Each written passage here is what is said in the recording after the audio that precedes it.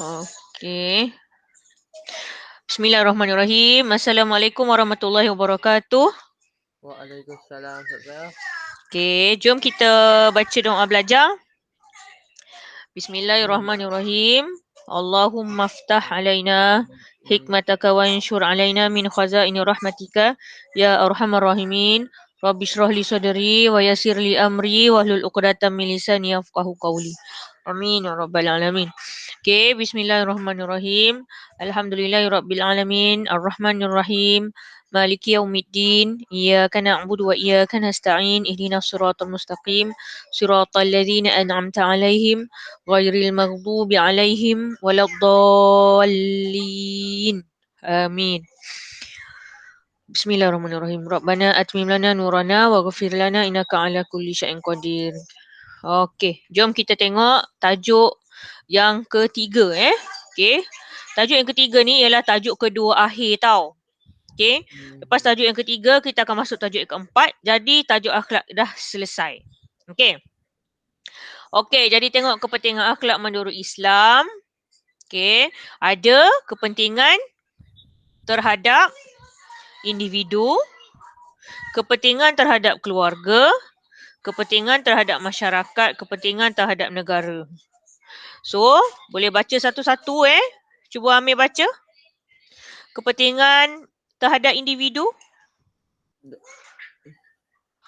Kepentingan individu membina jati diri yang baik mengikut acuan Al-Quran dan Al-Sunnah. Okey. So, jawapan yang perlu dilengkapkan pada tempat kosong ialah jati diri. Okey, bagus. Terima kasih Amir. So, tengok membina jati diri yang baik mengikut acuan Al-Quran dan As-Sunnah. Okey, kat mana huraian dia? Kat mana huraian dia? Mengikut. Pandai. Okey, bagus Amir. Dah boleh kenal dah ni. Okey, mengikut acuan Al-Quran dan As-Sunnah tu sebagai huraian.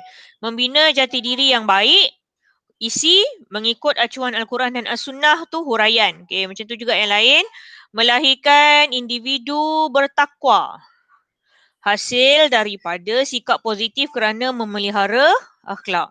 So, jawapan yang kita nak ialah bertakwa. Okey. Melahirkan individu bertakwa, isi hasil daripada sikap positif kerana memelihara memelihara akhlak ialah huraian.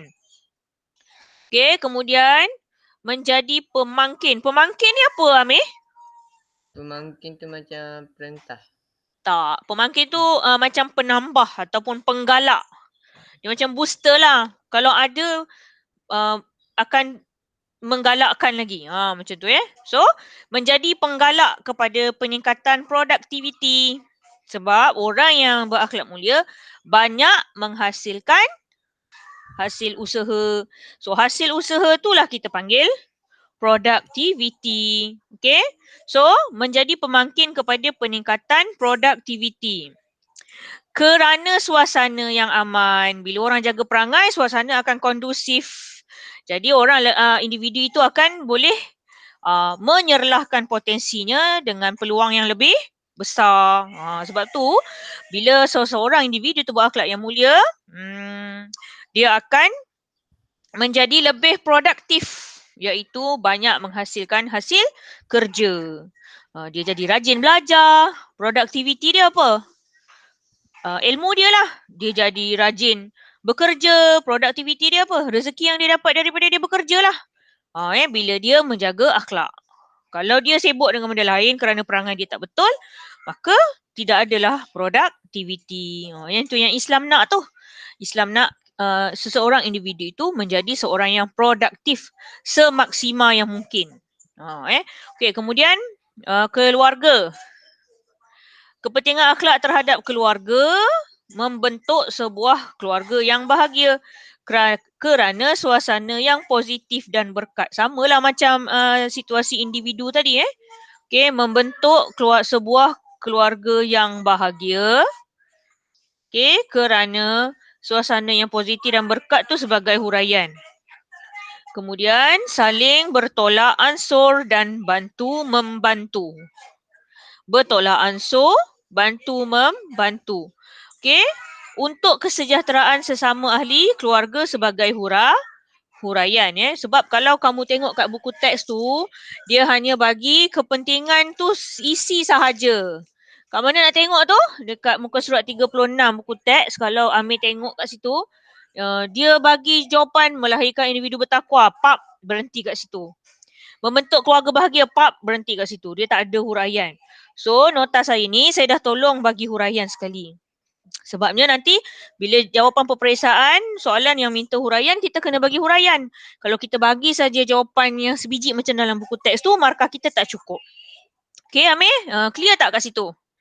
Ya. Okey. Seterusnya untuk kepentingan akhlak menurut Islam terhadap masyarakat, melahirkan masyarakat yang harmoni kerana saling menjaga sikap dan saling hormat menghormati. So jawapannya yang kita nak kat sini ialah harmoni.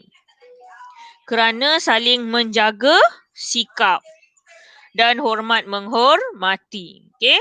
Kemudian meneguhkan perpaduan masyarakat.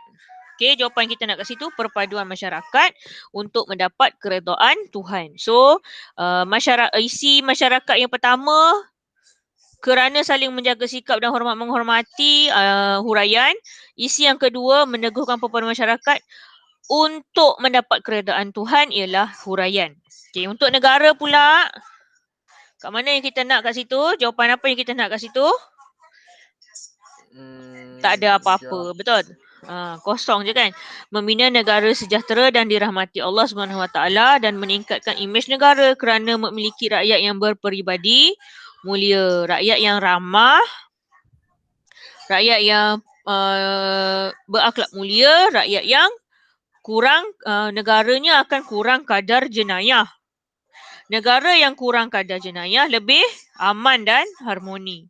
Jadi lebih mudah nak melakukan aktiviti pelaburan, lebih mudah nak menjalankan usaha-usaha meningkatkan ekonomi, menggalakkan orang luar datang melancong. Semua itulah faedah-faedah yang macam tu. Kita pun tahu dah kan, dah besar dah masing-masing. Okey, kemudian untuk subtopik yang ketiga ni ada dua isi.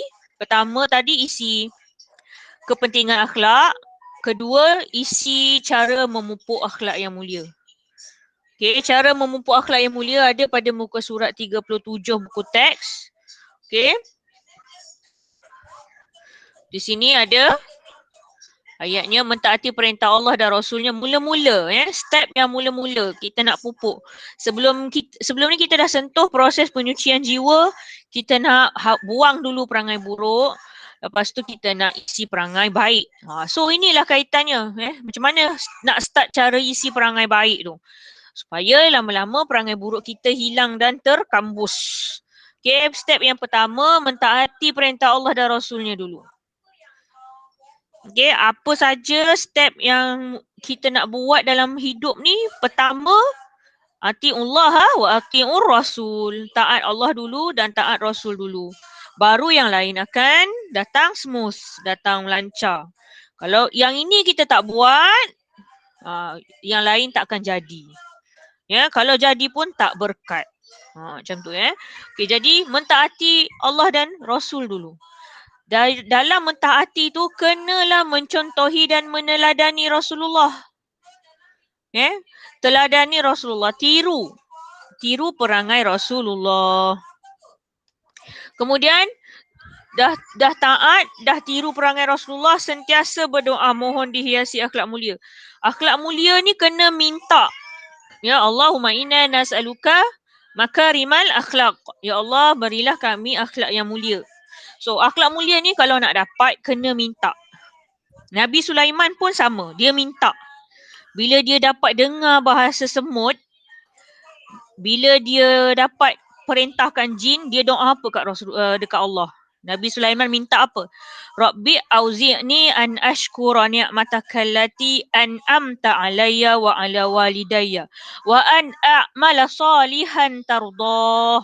Nabi Sulaiman minta. Wa aslih li fi zurriyati. Nabi Sulaiman minta. Inni tubtu ilaika wa inni minal muslimin. Sesungguhnya aku bertaubat kepadamu. Dah Nabi Sulaiman bersyukur tu. Nabi Sulaiman cakap lagi dia bertaubat kepada Allah Subhanahu Wa Taala. Apa yang Nabi Sulaiman minta bila dia rasa macam bahagia sangat dapat dengar bahasa semut? Kalau awak baca surah An-Naml, Nabi Sulaiman dengar suara semut berebut-rebut masuk sarang. Cepat masuk sarang, cepat masuk sarang. Nanti tentera Nabi Sulaiman pijak kita, semut-semut tu cakap. Nabi Sulaiman fatabassama dahikan. Nabi Sulaiman tersenyum sambil ketawa sebab dengar bahasa semut tu. Amir, awak dengar tak saya cerita ni? Dengar. Saya takut saya cakap seorang. Minta tolong ayah. Okey, dia ketawa sambil dia doa Rabbi auzi'ni, ya Allah ilhamkan aku untuk jadi hamba-Mu yang bersyukur kepadamu atas segala nikmat yang kau kurniakan kepada aku dan ibu bapaku. Nabi Sulaiman ni anak siapa? Kamu tahu tak anak siapa? Kamu tahu tak Nabi Sulaiman anak siapa?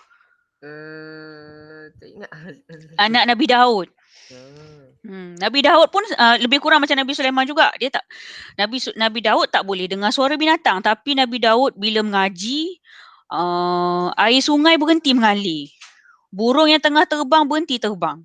Sebab sibuk nak dengar suara Nabi Daud mengaji. Nabi Daud mempunyai suara yang paling indah sekali. So, tu yang Nabi Sulaiman kata tu. Ilhamkan aku bersyukur kepadamu atas nikmat yang telah engkau kurniakan kepadaku dan kedua ibu bapaku. Dan kau berilah nikmat wa an a'mila salihan tardah. Dan kau berilah aku akhlak mulia yang boleh bawa kau redha pada aku. Nampak tak Nabi Sulaiman minta? Wa an a'mala salihan, beri aku akhlak mulia, akhlak soleh, tardah yang akan buat kau redha pada aku. Macam tu Nabi Sulaiman minta. So Nabi Sulaiman yang macam tu pun dia masih minta akhlak yang mulia lagi. Lagilah kita yang banyak khilaf dan lemah ni. Kita ni lagilah dhaif kan. Main-main kan. Solat celam-celup kan. Doa kurang, solat sunat kurang, qiyam kurang, lagilah kena minta. Kita kena minta ni, memohon dihiasi akhlak yang mulia ni. Lama pula saya berhenti kat sini bercerita. Okey, seterusnya step yang keempat, kita mesti mujahadah. Okey, kita mesti mujahadah. Mujahadah ni apa? Mujahadah ni bersungguh-sungguh memperbaiki diri. Apa maksud mujahadah kat sini? Maksudnya ialah memperbaiki diri ni benda yang susah, tak senang. Sebab tu Allah guna istilah mujahadah ni. Sebab tu Islam ada istilah mujahadah. Mujahadah ni maksudnya paksa diri bersusah-susah untuk memperbaiki diri. Itulah mujahadah. So, sebesar mana susah kita rasa tu, belum berjaya lagi. Belum berjaya ubah diri lagi. Tapi sebab susah tu, sebesar mana susah kita tu, sebesar itulah pahalanya. Walaupun kita belum dapat perangai baik tu lagi. Sebab tu baiki akhlak ni dia tak boleh mula dengan mudah. Memang susah. Dia diakui oleh Islam. Susah tapi kena mula. Kalau tak mula, kita akan jadi orang yang perangainya tak elok. Ya. Lepas tu, lagi satu nak cakap pasal mujahadah ni, dia kena mula dengan paksa. Okay, macam mana nak mula dengan ikhlas? Ikhlas tak boleh mula, tunggulah saya ikhlas baru saya buat. Tunggulah saya ikhlas baru saya pakai tudung. Tak. Ikhlas mesti mula dengan paksa. Paksa dulu diri berubah. Barulah ikhlas itu datang. Itu yang sebab tu diguna istilah mujahadah. Sebab ada unsur susah di situ. Sebab kita kena paksa diri kita. Macam tu ya Amir? Boleh Amir? Boleh okey. Kemudian selepas kita dah buat 5 step ni ya, taat perintah Allah, tiru perangai Rasulullah, berdoa, mohon akhlak mulia, mujahadah, kita kena bermuhasabah. Apa itu bermuhasabah? Bermuhasabah ni maksudnya menghitung diri. Ya, apa maksud menghitung diri? Kita kena selalu fikir, ya. Pencapaian kita, prestasi kita pada hari itu banyak yang mana? Banyak baik ke banyak buruk? Kira. Tulis dekat satu kertas kosong. Tulis baik, tulis buruk sebelah. Baik, buruk. Tulis apa yang kita dah buat hari ni. Tulis kat sebelah. Tengok, baik kurang daripada buruk. Esok, ubah lagi. Perbaiki. tambah baik. Itu yang dimaksudkan dengan muhasabah. Kita hitung apa yang kita dah buat hari ni, pencapaian apa yang kita dah dapat hari ni, hasil apa yang kita dah buat hari ni, apa perkara yang kalau kita mati tiba-tiba, bila malaikat datang soal, kita bangga nak cerita. Pagi tadi aku tolong orang susah. Malaikat katalah dalam kubur, soalan kubur. Pagi tadi aku gembirakan mak ayah aku, malaikat. Macam tu. Ada benda kita nak jawab. Apa perkara baik yang kita lakukan pada hari itu.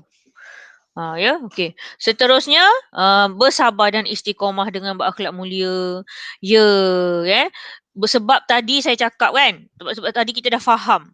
Berakhlak mulia akan susah. Kita kena paksa diri. Jadi kena bersabar dan kena istiqamah. Apa maksud istiqamah? Mesti berterusan. Bahasa Inggeris kata continuous. Continuous tu sentiasa bersambung. Tak boleh stop. Mesti buat lagi. Saya esok buat lagi. Tak boleh stop. Sebab benda baik ni macam bara api. Kita boleh genggam sekejap je. Kan? Bila kita dah panas, kita lepas. Macam tu lah buat benda baik. Jadi kita kena istiqamah lah. Bersabar banyak-banyak. Ya?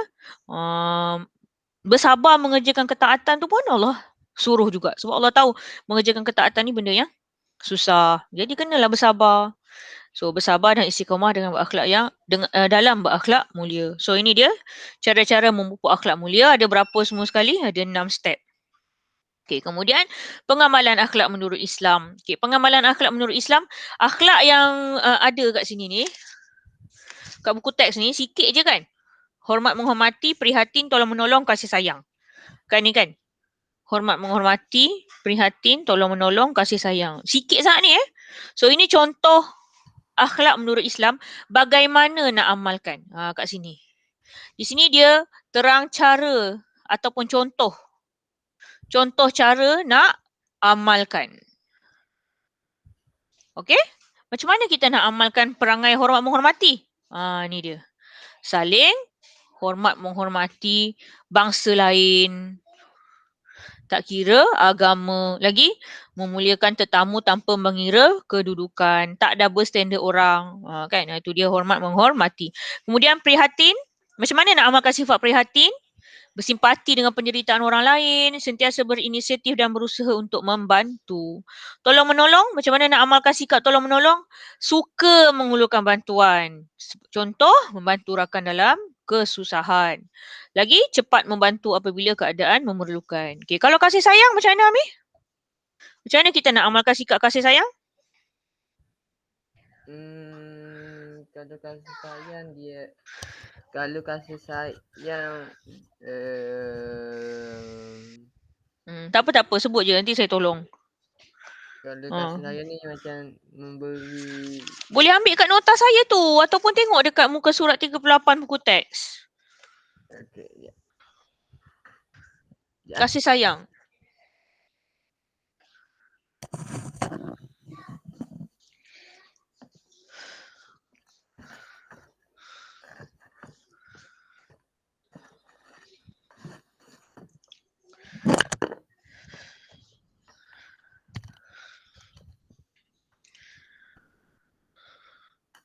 Muka surat 38. Last sekali. Kasih sayang ni mengeratkan silaturahim dan merapatkan uhwah semasa manusia. Sesama manusia. Mengeratkan silaturahim dan merapatkan ukhuwah ni contoh berziarah lah. Tengok kan gambar itu kan berziarah. Walaupun sekarang kita dah tak boleh berziarah, tapi bolehlah kalau nak duduk luar pagar tu kan. Sekadar nak tanya saudara kita sihat ke tak, duduklah kat luar pagar tu kan. Berziarah, itu cara nak mengeratkan silaturahim dan mengelakkan pergaduhan dan permusuhan. So, dalam persaudaraan Islam ni, setiap perselisihan faham tu, pertama kita kena baik sangka, kedua kita kena tanya baik-baik. Jadi, kalau kita buat dua perkara ni insya-Allah takkan bergaduh. Kalau kita dah terasa tu, mula-mula buang buruk sangka dulu. Lepas tu tanya dia baik-baik. Barulah tak ada pergaduhan. Begitulah cara kita nak menjaga kasih sayang. Okey, kita dah habis Amir. Tajuk 4. Lepas ni kita akan masuk tajuk 5. Ya, kalau seingat sepaham saya lah, tajuk 5 adalah tajuk apa nak kata? Tajuk 5 adalah tajuk terakhir untuk bidang 1. Lepas tu kita akan masuk tajuk ke-6. Tajuk ke-6 tu adalah tajuk bidang baru. Lepas ni harap-harap make aware lah kita berada kat mana kan dalam mata pelajaran tasawur ni. Okey, jadi untuk aktiviti hari ni kita bincang kat sini terus. Ya. Yeah? Nanti ambil kopi balik dalam buku latihan. Tapi nak ajak Amir bincang ni. Ni. Ada saya ambil soalan dalam buku teks juga ni, muka surat 39. Apa? Bincang bersama pasangan anda. Ini sebab aktiviti berkumpulan kan. Tapi sebab kita awak seorang je hari ni. Bincang dengan ustazah lah kiranya. Bincangkan cara anda menangani isu dan situasi yang diberi dengan berhemah dan akhlak terpuji. Maksudnya kita nak akhlak yang baik untuk kita menyelesaikan situasi kad 4 ni. Okey? Okey Amir, kita nak mula bincang ni. Okey, macam mana nak mula bincang? Kita start dengan apa tu saya nak kata start dengan rubrik kebat. Okey? Isi, huraian lengkap, kesimpulan. Okey, sekarang kita nak berbincang berdasarkan isi, huraian lengkap dan kesimpulan. Jadi Amir, apa kita nak buat? Kita nak teliti dulu situasi ni. Okey, adik anda telah terpengaruh dengan rakan-rakan yang merokok sehingga dia juga turut merokok. Nyatakan tindakan anda. Okey, sekarang ni situasinya ialah adik kita merokok. Okey, adik kita yang merokok. Dan kita nak bagi tindakan kita sebagai abang. Yang bukan sebagai ibu bapa bukan sebagai guru, bukan sebagai penghukum, bukan sebagai polis, kan? Bukan sebagai kaunselor. Kita sebagai abang. Macam mana kita nak buat? Mula-mula kat mana kita nak cari idea ni? Cuba perhati kan dekat buku teks tu kan. Topik mana kita boleh ambil? Isi mana kita boleh ambil untuk kita jawab soalan ni?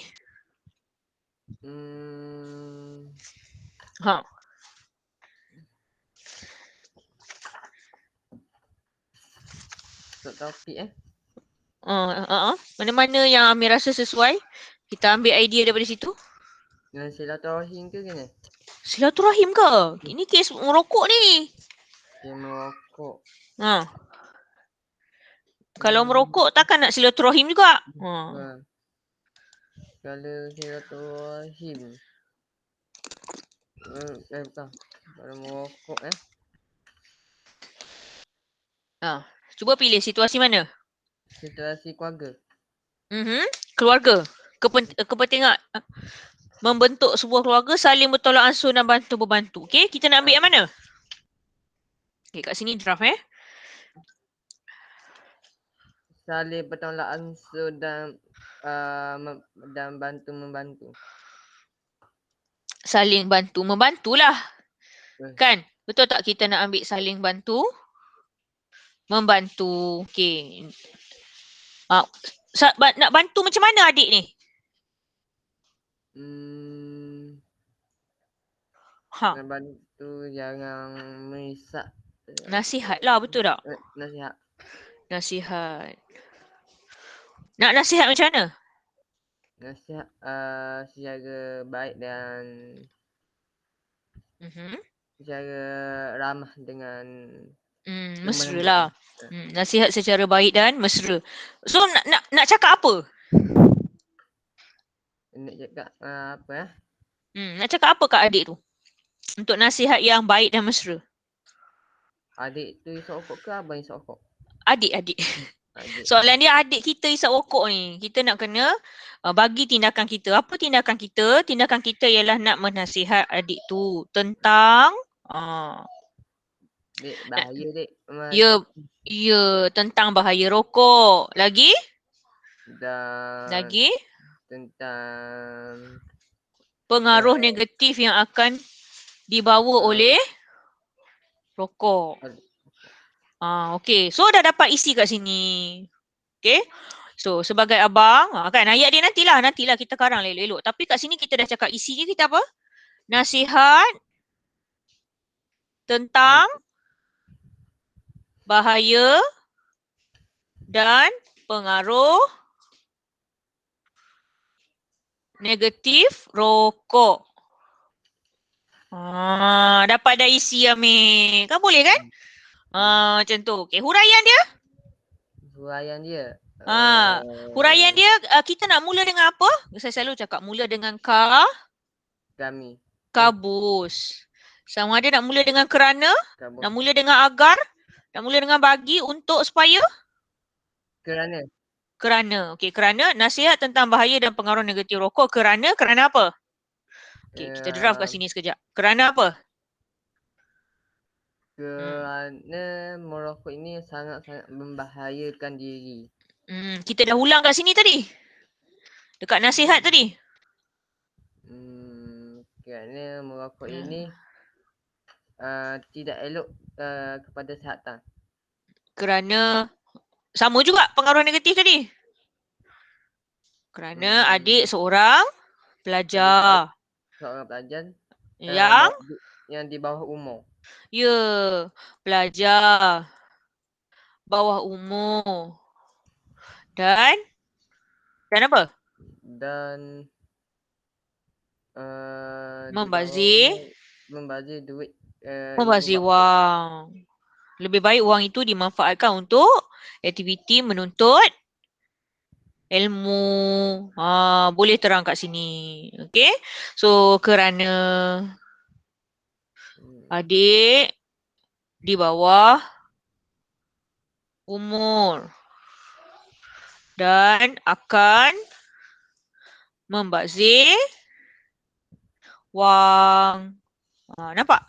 So, isi dia nasihat tentang bahaya dan pengaruh negatif rokok kerana adik masih di bawah umur dan bakal membazirkan wang. Okey, huraian lengkap. Huraian lengkap ni maksudnya nak terang lagi. Nak terang lagi dekat adik tu. Kita sama ada nak guna penanda wacana atau bagi contoh situasi. Contohnya adalah lebih berfaedah jika wang yang adik gunakan untuk membeli rokok digunakan untuk membeli buku. Contohlah. Kan? Okey. Contoh lebih baik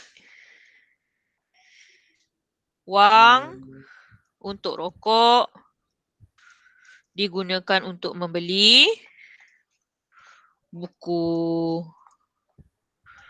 Okey, kesimpulan? Kesimpulan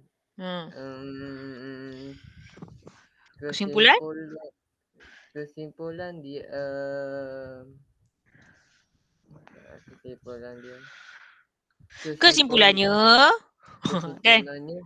Kesimpulannya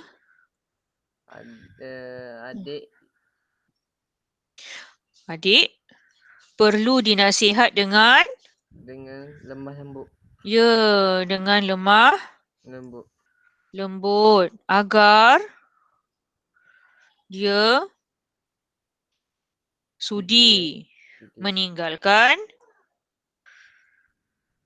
perbuatan merokok. Okey. Okey, habis. So sekarang saya karang elok-elok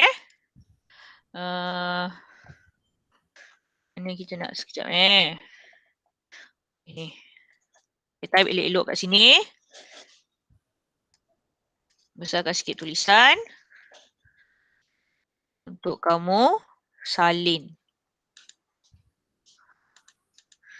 Saya suka guna 22. Okey. Okey. Mana perginya? Mana tadi? Lah, hilang dah kotak saya tadi. Apa kita nak buat dia punya kepala jawapan?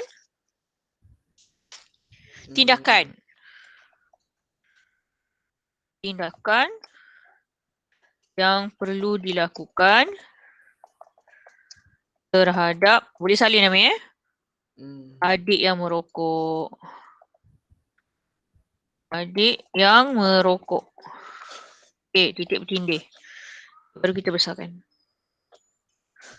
22.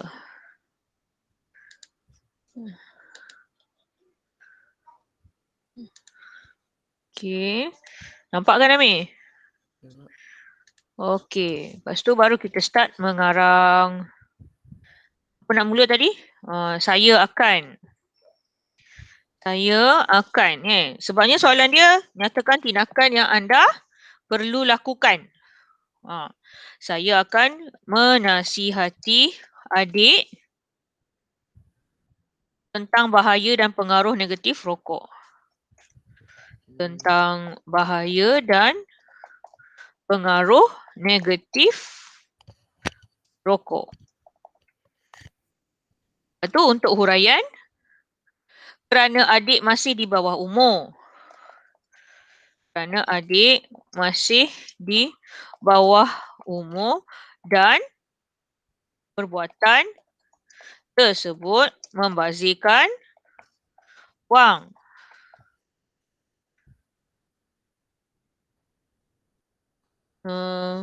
Oleh yang demikian, ni sajalah nak guna penanda wacana. Saya akan mencadangkan, ni nak cantikkan ayat je lah, saja je lah Amir. Boleh je ambil ayat yang kita bincang tadi, tapi ni nak cantikkan kan. Oleh yang demikian, saya akan mencadangkan kepada adik saya untuk menggunakan wang lebih bijak. Panjang. Untuk menggunakan wang dengan membeli buku dan keperluan sekolah berbanding membeli rokok. Lepas tu kesimpulannya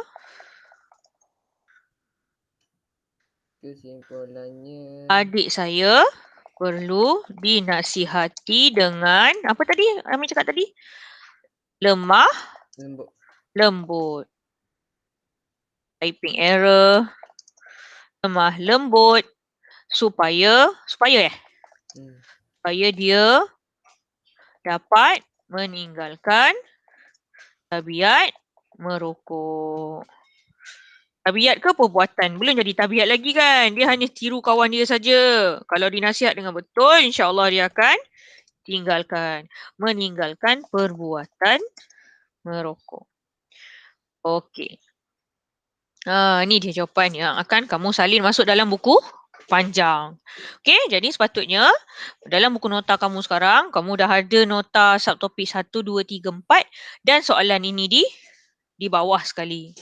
Okey, mana pen saya tadi? Okey, soalan yang ni berada di akhir nota. Okey? Boleh Amir? Boleh ya? Okey, jadi saya dah tamat sampai di sini. Dah habis, dah lebih masa. 10 suku dah. Amir tak tegur pun. Patutnya tadi tegur je saya tadi pukul 10 tadi. Okey Amir, ada apa nak tanya sebelum saya tamat kan? Tak ada apa. Sekali-sekala Rik buat-buatlah cari soalan nak tanya saya. Supaya kita berbincang Pasti memang tak ada apa. Okey. Tak ada apa, tak apa. Okey, jadi kita sudahi dengan tutup majlis Okey, kita tutup majlis kita dengan tasbih kafarah dan surah Al-Asr. Bismillahirrahmanirrahim. Subhanakallahumma wa bihamdika asyhadu an la ilaha illa anta astaghfiruka wa atubu ilaik. Bismillahirrahmanirrahim. Wal-'asr innal insana lafi khusr illa alladhina amanu wa 'amilus solihat wa tawasaw bil haqqi wa tawasaw bis sabr.